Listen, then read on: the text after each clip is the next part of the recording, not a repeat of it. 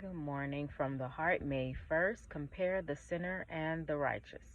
Psalms 23, verse 4. Yes, though I walk through the valley of the shadow of death, I will fear no evil, for you are with me. Your rod and your staff, they comfort me.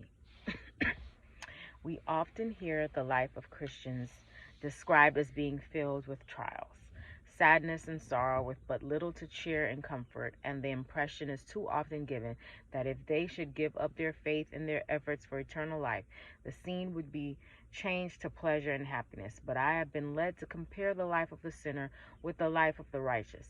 Sinners do not have a desire to please God. Therefore, can have no pleasing sense of his approval.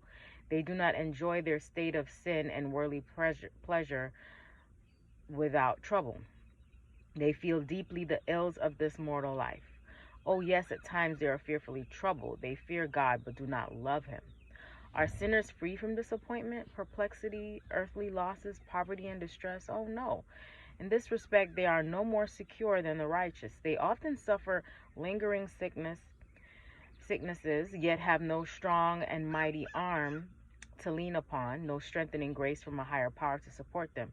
In their weakness, they must lean upon their own strength. They cannot look forward with any pleasure to the resurrection morn, for they have no cheering hope that they will then have part with the blessed. They obtain no consolation by looking forward to the future. A fearful uncertainty torments them, and thus they close their eyes in death. This is the end of poor sinners' lives of vain pleasures. Christians are subject to sickness, disappointment, poverty, reproach, and distress. Yet amid all this, they love God and love to do his will and prize nothing so highly as his approval.